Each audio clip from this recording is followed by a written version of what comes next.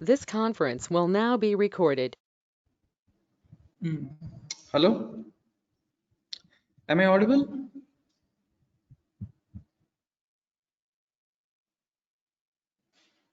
Hello.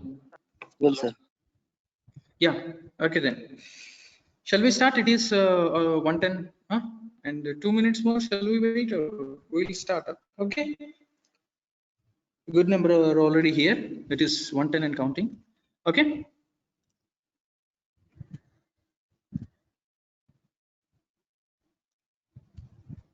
Yeah. Hello.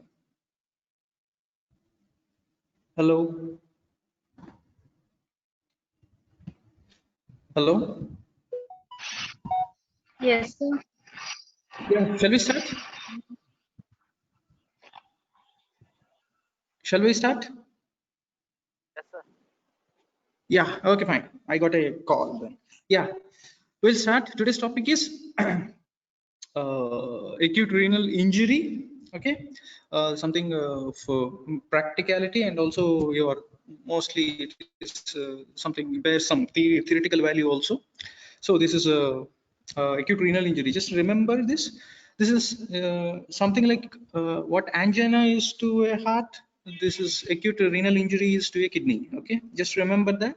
So as we go by, we'll discuss about what it is, why it is, and how to find, okay, the cause, basic cause of it. Now, yeah.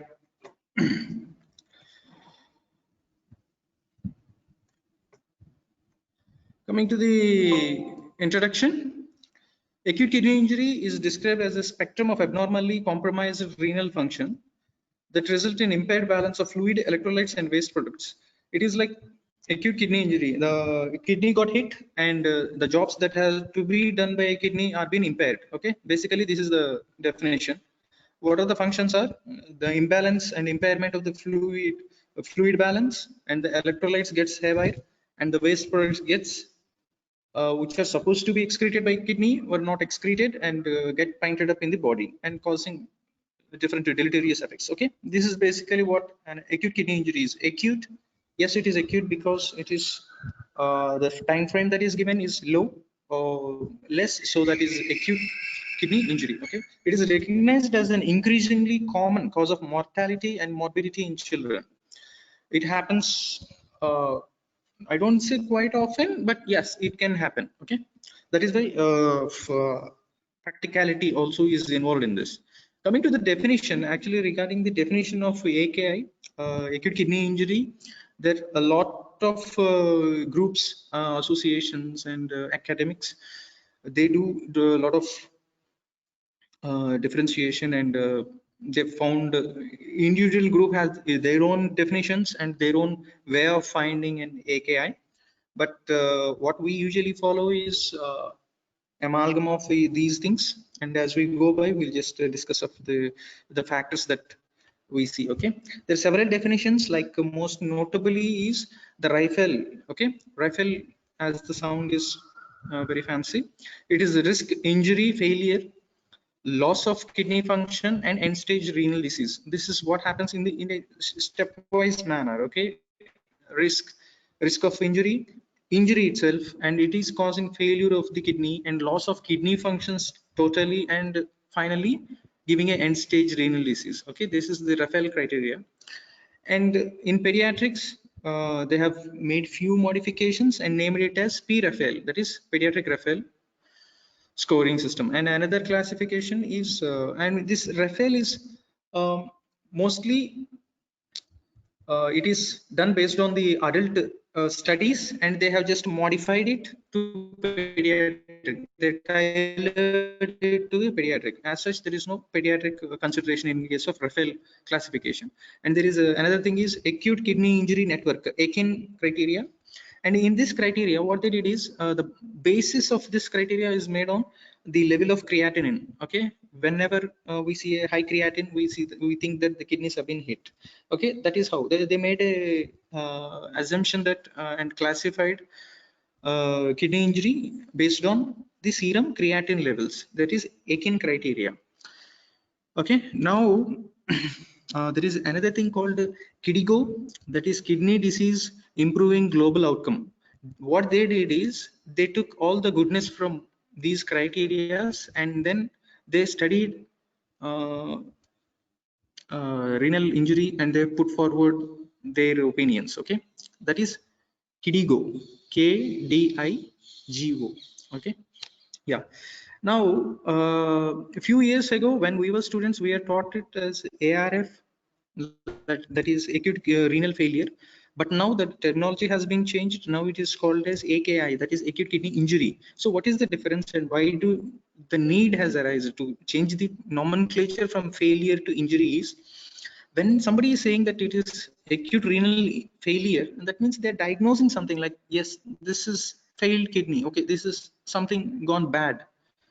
Okay, but what they found is it is not just the kidney that has failed. It may be a temporary failure and the kidney is again reverting back and the child is becoming normal or the patient is getting better, and that is just a past event. Okay, in another condition, once the child is into AKI, that can also lead to chronic renal failure, renal failure and subsequent diseases. So they found that failure does not fixedly say that it is a diagnosis. So they changed the term into acute kidney injury. When somebody is saying that it is an injury, it is just like injury to your limb or something. That is, it is serious, it has happened, but it can go either way. It can go bad or worse. Okay, it specified this new terminology, AKI, specified the clinical conditions affecting the kidney. Okay, like the spectrum of the injuries and the spectrum of the disease that it can go into. When somebody say that it is acute renal failure, it is just like cardiac failure and it is failed something. But when they say that it is injury, acute kidney injury, yes, it can happen, it can go anyways, it can get better, the mortality and morbidity can be there, but also there can be outcome. Okay, this is a very subtle difference. I know that this is too much, but yeah, you should be knowing it, no? Somebody asks you. Yeah. No, yeah, what we discussed is KDIGO staging of AKI. This is mostly which we can follow. This is KDIGO is kidney disease improving global outcomes. Okay, KDIGO. They made the basis of the serum creatinine. Okay, in 3 stages. The AKI is in 3 stages. Stage 1 is increase by 1.5 to 1.9 times the baseline of creatine within 7 days. Okay, they do keep checking, and there is another criteria for urine output, that is less than 0.5 ml per kg per hour for 12 hours. Or in second stage, it is like increase in creatine by 2 to 3 times, that is 2.9 times of the baseline creatine. Or the urine output is less than 0.5 ml per kg per hour for more than 12 hours. It is not just for 12 hours, it is more than 12 hours. The urine output is 0.5 ml per kg per hour. Okay, and in third stage it is bad, the increase in creatine is more than or equal to 3 times the baseline, or increase to more than 4 mg per dl of creatine, or there is a need for renal replacement therapy. Renal replacement therapy is your dialysis, your peritoneal dialysis, hemodialysis. You need to support the patient to have the normal function. Okay, that is renal replacement therapy. Once you are starting the therapy, that means that all the medical management, all the stuff have gone wrong, I mean, like, are of no use, so you may have to go for dialysis. That is in stage 3. Or in urine output, there may be anuria, there is no urine output for more than 12 hours, or less than 0.3 ml per kg per hour for 1 day, that is 24 hours. Okay, this is just of numerical significance. Just once if somebody asks you this, there are 3 stages. Just remember 3 stages based on creatine and urine output. Creatine increase in times: first stage 1.5 to 1.9, second stage 2 to 2.9, third stage more than 3 times. Okay, just remember these things so that you can put it on paper easily. Okay, urine output is the same within 12 hours, 0.5 ml, more than 12 hours, 0.5 ml per kg per hour, and less than 0.3 ml per kg per hour within 24 hours are complete anuria. There is no output for 12 hours. Okay, And when KDIGO says that it is the baseline creatine, what does the baseline creatine do mean? I mean, what is 1.5 times of what creatine? Okay, then the question comes, what is the baseline creatine? It is the lowest serum creatine value in the previous 3 months. If somebody has done a blood routines or some RFTs before in 3 months, if that value will be taken as a baseline creatine, and now they'll check how bad it has gone. Okay, remember this is an acute injury. Okay, acute. So there is no prior injury or something to the child. Okay, yeah. Or you need to estimate the baseline glomerular filtration rate using the Schwartz equation. Schwartz equation is a constant into height in centimeters by serum creatine. Okay, just remember that is Schwartz equation.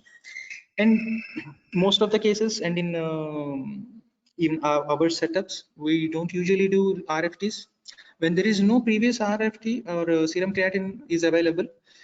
Then we'll presume that the baseline GFR is glomerular filtration rate is 120 ml per minute per 1.73 meter square. That is the body surface area. Okay, if the report is not there, we'll think that baseline is normal and now only the child has developed increased creatine. Okay, that is how KDIGO classification goes. Okay, this is as of the classification is concerned. And now coming to the pathophysiology, what happens to the kidney when somebody said that it is a acute kidney injury? Okay, now coming to the pathophysiology, is the main thing that happens is, just remember the anatomy. Just we'll discuss about the anatomy first. There is an afferent arteriole, there is glomerulus, there is an efferent arteriole, and once there is a glomerulus, there is Bowman's space, and then the glomerulus will lead into the tubules, and then it gets excreted collecting ducts and the stuff. Okay, with this prior anatomical knowledge, just we'll see the impetus for glomerular filtration is the difference in the pressures between the glomerulus and the Bowman space, the space in the nephron. Okay, this pressure gradient is affected by the renal blood flow and is under the direct control of resistance of afferent and efferent vascular pathways. Okay, whatever the cause of injury, there is a reduction in renal blood flow in the common pathological pathway, which eventually will result in a decrease in GFR. Okay, that is the main pathogenesis, is the blood flow to the kidney gets compromised, whatever the cause be. There is a compromisation of the blood flow to the kidney. Okay, that means either the afferent is narrowed, decreased, or the blood itself is decreased, or something is impinging into the arteries, whatever be it, the flow to the glomerulus has been compromised. Okay, that is what it is. Okay, so the pathogenesis is mostly the blood flow to the kidney gets hit. Okay, just remember. Yeah. Pathophysiology of AKI has been, yeah, they're divided into 3 categories classically, traditionally, and by all means. It is the pre-renal, renal, and post-renal. As the name suggests, pre-renal, the insult is somewhere before the kidney, renal directly to the kidney, and post-renal after the kidney. Okay, now coming to the pre-renal, what happens pre-renally? The pre-renal form of acute kidney injury is because of any cause of reduced blood flow to the kidney. As we discussed, any decreased blood flow. It can be, and most commonly, we'll deal with all the causes, but just most commonly systemic hypoperfusion, hypovolemia, or hypotension. When there is decreased blood in the vascular compartment, obviously the amount of blood that has to reach the kidney is decreased, so obviously the filtration is decreased, obviously the GFR is decreased, and the kidney is not doing its job of filtration and excretion. Okay, likewise, the selection hypoperfusion to the kidneys, such as those resulting from renal artery stenosis, not the whole the vascular compartment, only the selectively the renal artery is got damaged, like a stenosis or aortic dissection. You know the aortic dissection, it is double barrel like thing. Okay, not the total blood from the aorta is been given to the kidney, but only relatively half of blood is given to the kidney, which is less. So that eventually fits our definition of hypoperfusion and damage to the kidney. Okay, and however the tubular and glomerular functions are normal in pre-renal. Once you give good amount of fluid, you correct the fluid that is lost, the tubules are going to work normally and your glomerulus is going to do the job what it is meant for in case of pre-renal injuries only. Okay,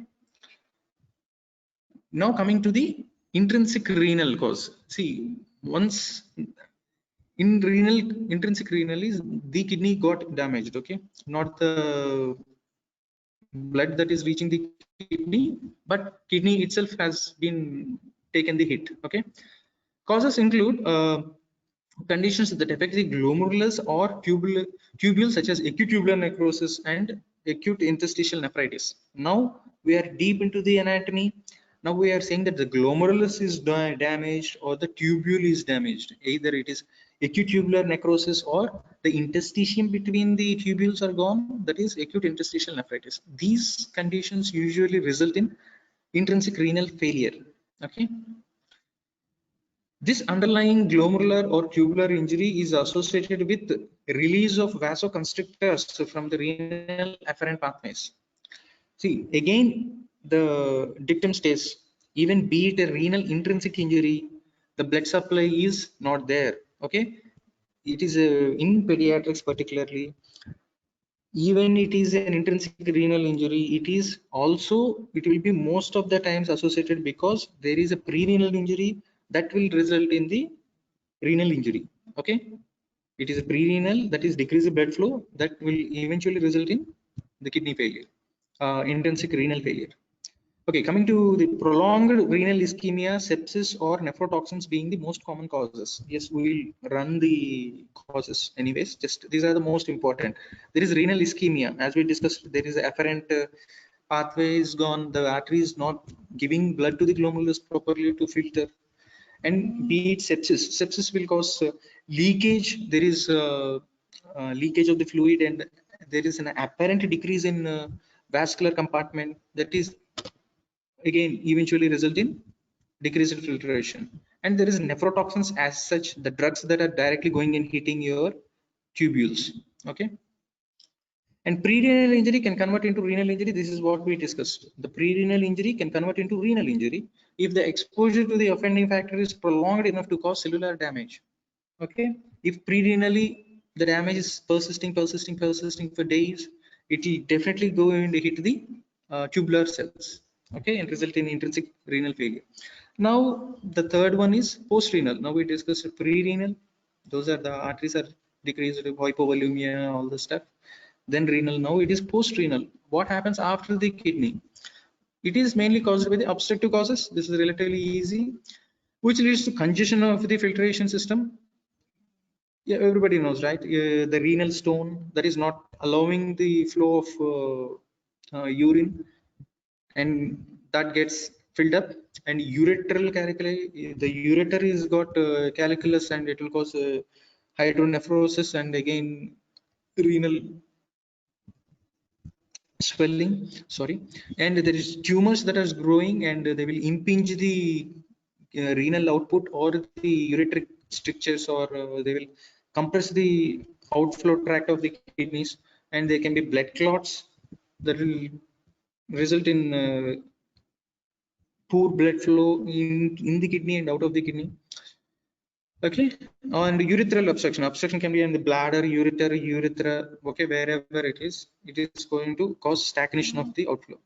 Okay, the most common etiology is being bladder outlet obstructions. Okay, in pediatrics mostly circumcision, I mean sorry,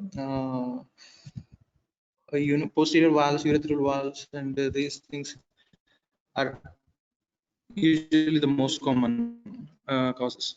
Okay, now coming to the causes, as we told, the pre-renal, the causes are broadly classified, and these are the things. Okay, that is decreased effective circulating volume. As we discussed, there is a reduced blood volume. As such, the volume is decreased in whole of the body, so the kidney also.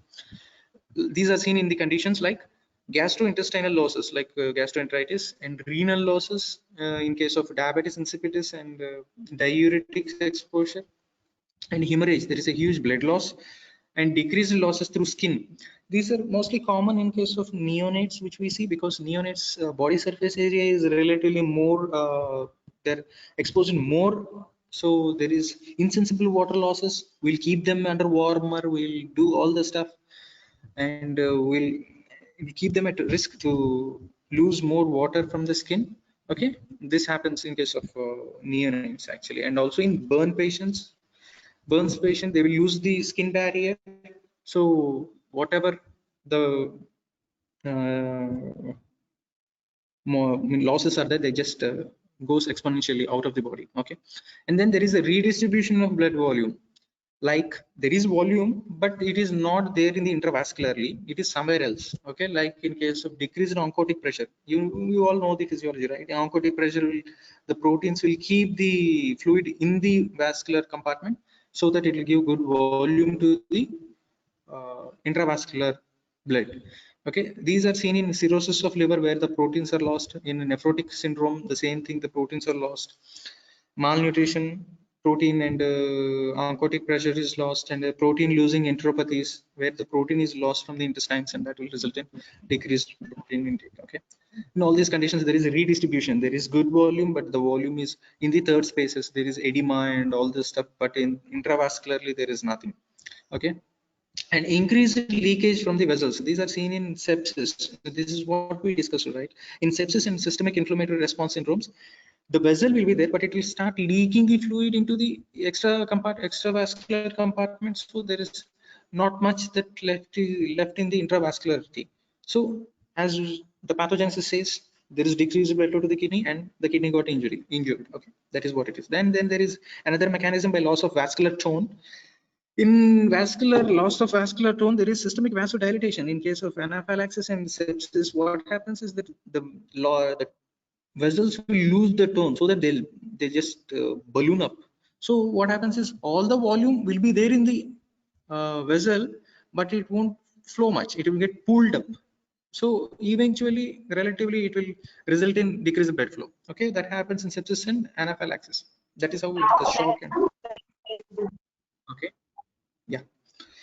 And decreased blood delivery to the kidney, like in case of decreased cardiac output in heart failures and all this stuff. Yes, blood itself is reaching low, and increased resistance to the flow, like we discussed. There is, if the artery is stenosed, or there is a abdominal compartment syndrome. Abdominal compartment syndrome is like there is something that is growing in the abdomen that is under high pressure. It will compress all the compressible things, and arteries and vessels are obviously compressible, and so they'll get compromised. That is abdominal compartmental syndrome. Okay, these are the causes of our pre-renal acute kidney injury. Okay, yeah, this will deal later in labs. Okay, yeah, now coming to the causes of renal injury. Such the pre-renal is done, and now we are coming to the renal. That is, as such, the tubule gets the injury, like in case of acute tubular necrosis, and the glomerulus gets hit by glomerulonephritis. How glomerulonephritis is your classic AGN, your post-streptococcal glomerulonephritis. uh, the antibodies, they will hit the glomerulus so that there is leakage and all the stuff. Okay, that is glomerulonephritis. This is the renal cause. And IgA nephropathy, yeah, in IgA nephropathy, what happens is, how do you differentiate between a glomerulonephropathy nephritis and IgA nephropathy is, you ask the history regarding any recent infections. If there is a recent infection in 2 to 3 weeks, it is probably we are dealing with a case of glomerulonephritis, which result in blood in the urine. Even IgA nephropathy will give gross hematuria, but the history says that within 2 to 3 days, I mean, the child must be having acute diarrhea or acute respiratory tract infection within 2 to 3 days, and the child will result in uh, very dark urine or blood in the urine. That is the difference mostly. Okay, then systemic lupus erythematosus, SLE, yes, it is common in adolescent and children. And membranous proliferative glomerulonephritis and Gush-Pasteur syndrome, granulomatous with granulomatosis with polyangiitis is a new term for your Wegener's granulomatosis. In all these, and microscopic polyangiitis and eosinophilic granulomatosis, all these are your kidney and also the lung gets injured. These are the kidney lung syndromes you get, right? Goodpasture syndrome, where there is symptoms of lung also along with the kidney symptoms. So these are ANCA positive, C ANCA positive, and all these things. Okay, And there is a rapidly progressive glomerulonephritis, as the name suggests. It is a rapidly progressive. The kidney starts losing its function very rapidly within hours to days. It just shows different picture. Okay, that is how the kidney goes bad. Yeah, and another cause is hemolytic uremic syndrome. The morning class is supposed to be madam has taken hemolytic uremic syndrome. Yes, what happens is there is decreased platelets, and yeah, there is uremia, and also there is anemia. How do you differentiate this? Once there is anemia and all the stuff. Okay. Yes. These are the intrinsic causes. Yeah, we'll deal one by one in our diagnosis investigation. Okay. Yeah, coming to the diagnosis of AKI, why we didn't discuss about post-renal is obvious, right? Post-renal is obstructions, everywhere obstruction. Your kidney got stone, your ureter got a stone, your bladder got a stone, or the urethra got a stone, whatever. Okay, so there's nothing much to discuss. Okay, now coming to the diagnosis of AKI, how do you diagnose it? Yeah, when evaluating AKI, whenever somebody says of kidney, everybody remembers of what is the creatinine level, right? But there is a catch to it. It is important to remember that an increase in creatine typically occurs after 48 hours of renal injury and may reflect events occurred 3 days ago. Okay, so the thing is, it is acute renal injury. If the kidney got injured now at this point of time, the creatine may not raise till 2 days. Till 19th of August, it may not raise. So there is no point in waiting, like relying upon the creatine. Okay, in diagnosing. But yes, that is cheaper and available. There are a lot of other biomarkers that have come up, like NGAL, and there's so many serum markers that are available. But still, we do classification on serum creatine. So I'm going to discuss about creatine alone. Okay. Therefore, it is important to review episodes of hypotension, hypoxia, sepsis, surgery, and contact exposures and drug exposures that occur 2 to 3 days before the event. Okay, once if you find that the creatinine is elevated now today, so you need to just go back and ask the history of any drug intake or any hypovolemia or whatever that has happened in the past 2 to 3 days. Okay, and you'll run a battery of tests like basic electrolyte panel, your sodium and potassiums, then your calcium and serum creatine, obviously, and urine analysis. You find the urine sodium output, urine urea output, and urine creatine output. See how much creatine is there and how much creatine the functioning kidney is pushing out. You need to measure all these things so that you will get a better idea about the functioning and ability of the kidney. Okay, urine analysis and ultrasound, of course. A loss of urine concentrating ability is classically seen in acute tubular necrosis and results in the characteristic urine studies that differentiate it from pre-renal. Okay, as we discussed, if it is a pre-renal, we got a rule, right? If it is a pre-renal, you won't find the uh, function of the kidney going bad in case of excretion of the urea. Okay, but when the tubule is got hit, it won't do its job of excreting the urea. That is how the urine studies come to help us. Okay, if the urine studies, if the urea excreted is normal, if the urine creatine is normal, urine sodium is normal, that means that the kidney renal, I mean, the tubules are good. Tubules and glomerulus is intact and good working. If these are hit, the urine urea level, urine creatine level, and urine electrolytes are being hit, that means that there is a pre-renal injury. Okay, yeah, this is what we were discussing just previously. Comparison of pre-renal and renal injuries. Urine specific gravity is more than 1.020, and in case of renal injury, it won't maintain a good specific gravity. It will lose the specific gravity, so it is less than 1.010. And urine sodium is in pre-renal, yes, kidney is functioning well, so it will be less than 20. And in case of intrinsic injury, the kidney is not functioning properly because it is losing more sodium into the urine, that is more than 40. And fractional excretion of sodium is less than 1% in pre-renal and more than 2% because the fractionally the sodium is being lost. See, the kidney's job is to The kidney's job is to procure and save sodium and water in and it has to excrete your potassium and phosphorus, all the substance. This is what the kidney is mainly meant for. Okay, and if this job is not done properly, then we identify that the kidney is got hit. Okay, and the fractional excretion of urea, that is less than 35% in case of pre-renal, and if the fractional excretion of urea is more than 50%, that is the job is not done, that is intrinsic failure. And urine osmolarity is more than 500 osmoles per kg, that means it is able to concentrate the urine, so the kidney, the function is intact. But if the urine osmolarity is lost, it is less than 350, that means the concentrating ability of urine by the kidney is been lost, that is in case of intrinsic renal injury. And urea nitrogen creatinine ratio is more than 20, and it 10 to 15 in case of intrinsic renal injury. Yeah, now coming to the what they say is that urine is liquid gold in case for the nephrologist. Urine analysis you do, and there is a lot more information that we can get from an urine. Okay, it is the biopsy of the kidney, they say that it is so urine examination is very important.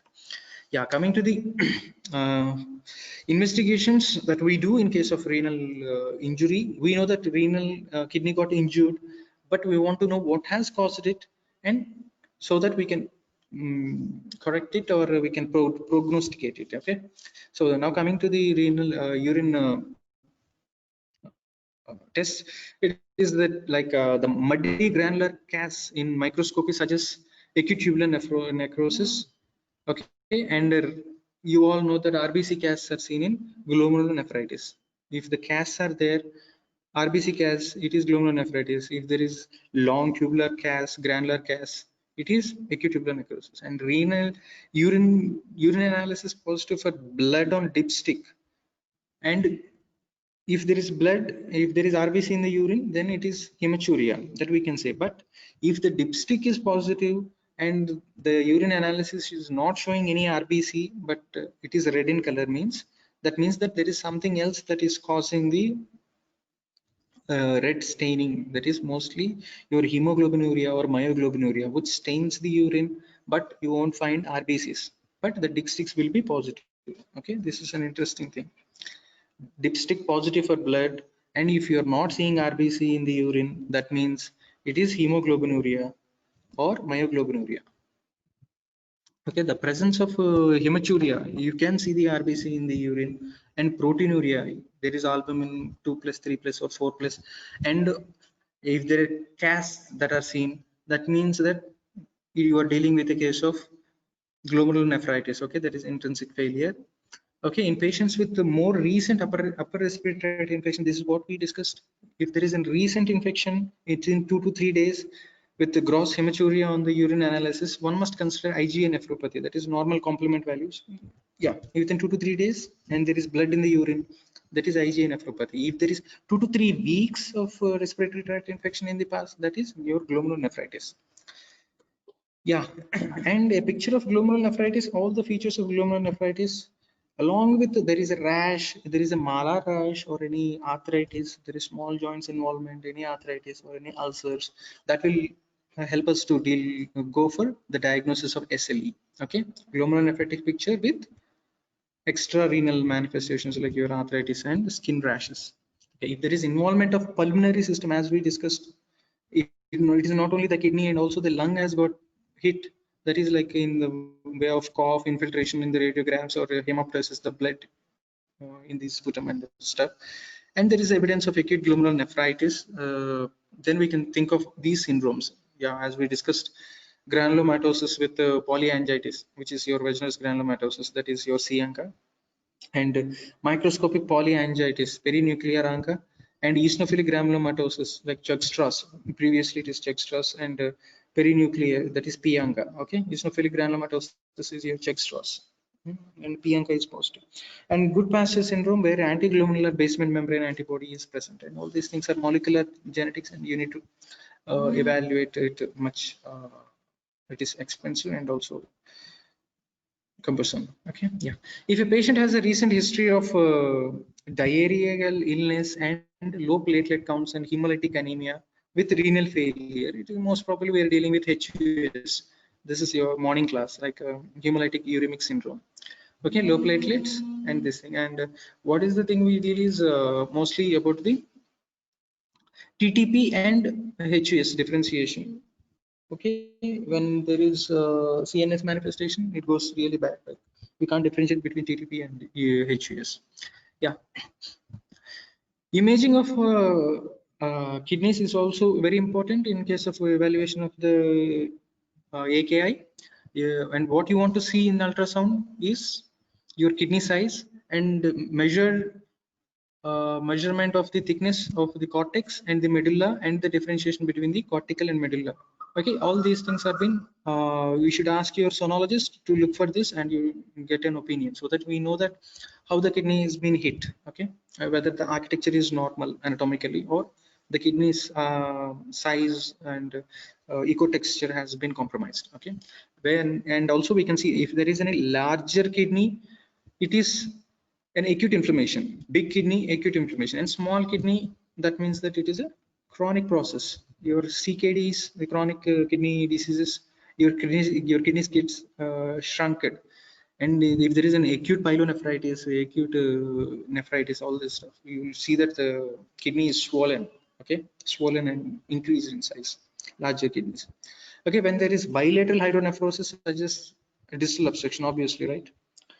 And if there is a unilateral, that is there is stone in one ureter or one kidney. Okay, if the obstruction process is diagnosed, one should relieve the obstruction immediately. Okay, once if there is an obstruction, because we know that something is obstructing the flow, so always you make the pathway smooth so that your urine or materials gets excreted easily. Okay, yeah, this is how the AKI is been presenting, and AKI has been classified, and AKI has been evaluated and investigated. And now coming to the management of AKI. See, management of AKI, it is not a, as we discussed, right, as we told that we are told that it is what angina is to a heart, it is AKI is to a kidney. So it can come and go, but yes, there is every chance that it can remain and stay and go into chronicity and cause the failure. Okay, so the management of AKI has to be mostly the symptomatic and relieving thing. There is no drug that can do miracles on work into the AKI. Okay, in there is two setups in hospitalized patients or in outpatient. How you are going to manage is in outpatient. See, the most common causes your hypovolemia, your child having diarrhea and then dropping into AKI. So you just replenish the fluid, give a good hydration. And if the child is taking any medications, nephrotoxic drugs like your NSAIDs, your ibuprofens and indomethacins, you just make them stop that. And if the child is on long-term diuretics or long-term AC inhibitors, yes, AC inhibitors in long-term can cause renal injury. Okay, so these things will cause injury, so that you just stop the cause. Okay, that is how you can deal with an outpatient uh, management. And when the child is really sick, you want to admit the child.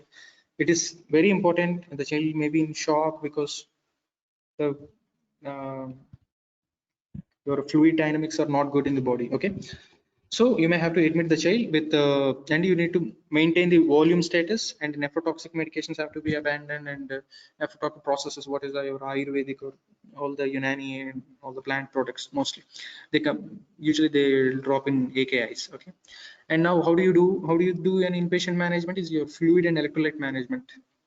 Initial step in treatment of a child who present with oliguria, hypotension and instability is to restore the volume. Okay, whatever that is lost, the BP is low and there is no urine output, so maybe probably the intravascular volume is not that, so you restore the intravascular volume. How do you do that? You do with 20 ml per kg bolus of isotonic fluids. Okay, isotonic is important, don't do 5 days, you do NS or RLs, isotonic. Okay, 20 ml per kg, and we may have to increase it. And if the proteins are low, you can give albumin to keep the volume inside the vascular compartment. Okay, or if the child is anemic, as in case of HUS or something, you can also give a packet cell transfusion. And after adequate fluid resuscitation, you need to initiate vasopressors to maintain your blood pressures. Okay, vasopressors are your adrenals and derivatives, your catecholamine derivatives. Okay, a vasopressor support should be provided to ensure the adequate renal perfusion with the choice of based on clinical scenarios, whatever it is, your dopamine, dopamine depends, and all these stuffs. Uh, Maintain the renal blood flow. Okay, so you will start with vasopressors in case of an hospitalized and ICU setup. Okay, once the patient has been adequately fluid resuscitated, one may consider, yeah, once the patient is well, doing well, and even then the child is not having good urine output, then you can give a trial of diuretics. You give a loop diuretic and you see your furosemide mostly, you give that, and you'll see that if the urine output is good, then how do you know that? Because if the kidney is doing well, if the intrinsic function is good, the child has to uh, mm, excrete urine. Okay, in children who remain oliguric after intravascular volume resuscitation, conservative fluid management may be necessary. In these children, one may restrict fluid to insensible fluid losses. Okay, if your diuretics are not doing well, even if you are giving diuretics, if the child is not passing, don't dump fluids just because imagining that there is hypovolemia. We may have to restrict the fluid and titrate and go ahead. Okay, and electrolyte requirement, what is our job is typically the sodium has to be replenished at 2 to 3 milliequivalents per kg per day. That is the requirement for you and I also, but management should be utilized in case of the blood reports. Okay, if the electrolytes are normal, we need not push in more fluid, more sodium into the blood. Okay, and potassium and phosphorus should be decreased in the fluids, and whatever way if we are giving, we need to decrease the potassium and phosphorus, because kidney is not doing well. So don't put load to the kidney that to you give potassium and tell the kidney to excrete it. Won't be a good idea to do it. Okay, so you better not to give potassiums and phosphorus in case of AKIs. Okay, that is the main reason why they say that in they say that don't have fruits in case of AKIs, because fruits mostly contain potassium levels. Okay, yeah. Hyperkalemia remains one of the most recognized complications of AKI, because the kidney is not filtering the potassium out, it is pushing the sodium out rather. Okay, the presenting symptoms of hyperkalemia are mostly non-specific, like fatigue, weakness, tingling, nausea, and even paralysis can occur. And in pathophysiologic states of increased potassium release from cells, like in tumor lysis syndrome, there may be high potassium load in the body, and the kidney is overwhelmed with high potassium and is not able to push much of the potassium. So there will be ECG changes. Okay, the tall tented T waves, that is what we say, that is the classic for hyperkalemia. And other ECG changes will be widening of QRS complex and flattening of P waves and prolonged PR intervals. These are the ECG changes of hyperkalemia. Okay, and there is untreated hyperkalemia is life-threatening. Arrhythmias can occur, and how do you manage the cases? You give insulin with glucose, you give nebulization with beta 2 agonist, your salbutamol nebulization, that will do the job. Okay, that is how you decrease the potassium levels, and you don't give potassium from outside. And remember, one kidneys are failed, so there will be acidosis. We are expecting acidosis in the child, and don't jump on and correct the acidosis with bicarbonate, because if you correct acidosis with bicarbonate, there will be lowering of ionized calcium, and which will apparently give a hypocalcemic state and will result in tetany and muscle spasms. Okay, so you be judicious in usage of bicarbonate in case of acidosis in a renal injury. Okay, coming to the medications. See, there is renal adjustment doses of any drug, because if the renal function has been so low, so obviously the drugs the child or the patient is taking are also be tailored. Okay, because most of the drugs are to be excreted through kidneys, so the kidney itself is not working well, so you need to tailor the dosage of the other drugs also. Like if the function is 50 or low, you may have to give a dose adjusted medications. Like the child is already compromised with a lot of problems, like maybe the child is having your antibiotics, maybe the child is in sepsis, and you are going to do your antibiotics, and the kidney is not doing well. The antibiotics are not going to push out normally, so you need to decrease your antibiotic dosage. Likewise, to meet the renal function, there is a chart for that, how much kidney function is there and what are the doses that you need to tailor it into. But just remember that there is a process like this. Okay, and coming to the nutrition, yes, your protein is lost and all the stuff, so you may have to give more protein, normally 1.5 to 2 grams, but in this case 3 grams per kg per day of amino acids have to be given, and the caloric value also to be increased, because the child is sick and has to give more calories to build up. That is normally 100%. Now we may have to give more, like 125 to 150% of a healthy infant has to be supplemented to the child to recuperate, to help recuperate himself. Okay, and yeah, if everything goes well, the medical management, your fluids, your electrolytes, your prasars will do the job, and you may not have to go for renal replacement therapy. But in cases where your efforts are being in vain and the child is not giving urine output, or still the child is in oliguric or anuric state, so you may have to go for renal replacement therapy. See, renal replacement therapy, so kidney has been replaced by something else. That something else is your peritoneal dialysis. You put a catheter into the peritoneum and you give fluid, so that the peritoneum layers, the peritoneal layer will act as a filtrate, and it will do the job of kidney, and it will and you will remove the fluid. Okay, so what happens is the kidney's job will be done. Or your hemodialysis, the famous hemodialysis, you just run the patient under the dialysis machine. It will do the kidney's job and excrete the harmful electrolytes like your potassium, phosphorus, your acids and urea, all these things, and it will filter and give the filtered blood into the circulation again. Okay, now coming to the indications, to whom you have to go for a renal replacement therapy. Yeah, in while saying renal replacement therapy, there are two things: your peritoneal dialysis and the hemodialysis is your, these are intermittent, right? Like you give it now, maybe after 3 days, after 4 days, you may have to repeat it. This is intermittent replacement therapy. But now the concept is like, you can also go for a continuous renal replacement therapy, that is CRRT, continuous renal replacement therapy, wherein you just continuously run the child, so that you are giving time for the kidney to recover or get back its function. Okay, that is your continuous replacement therapy. Yeah, now the indications. What are the patients where you want to start a renal replacement therapy is, yeah, if there is a fluid overload of 20% excess, because the child is not peeing, it is not pushing out the fluid, and fluid that which we gave is been already accumulating in the body, so you don't know what to do. You may have to obviously filter it, and there is severe acidosis. Whatever efforts we have done, it is not giving us results back. There is acidosis, so we may have to go for replacement therapy. There is hyperkalemia, we may have to start. Uremia, the urine levels have been shooting up, which are supposed to be around 30, where they are gone more than 100.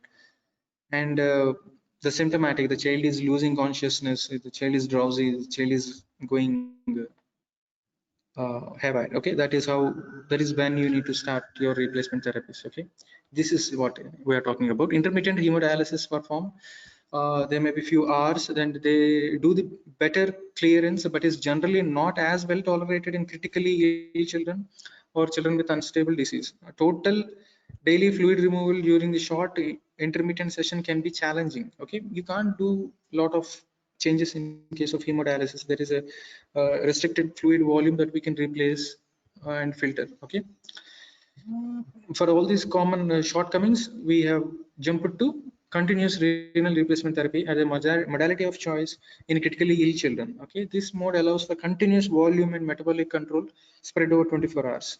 Okay, so that we can achieve a better control immediately within 24 hours, or over 48 hours we can get back the levels to normal. Okay, the benefits include increased tolerance of the fluid removal and improved ability to provide nutrition. And intermittent hemodialysis and peritoneal dialysis remain viable options for those patients who require renal replacement but are not critically ill. If they are not critically ill, yes, you can try these methods like intermittent hemodialysis or your peritoneal dialysis. Okay, this is a broad idea regarding AKI. This is acute kidney injury. Okay.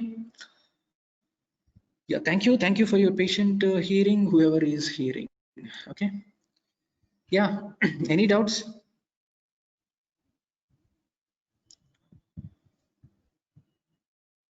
Hello? Hello? No, sir. No doubts. Okay, if you guys understood something of it, just be sensitized. And this is a theoretical, mostly I think this is of most theoretical value to you, so that you can get your exams. You all hope you all had done your attendance thing. Okay, if there is no doubts, we can take leave. Shall we take leave?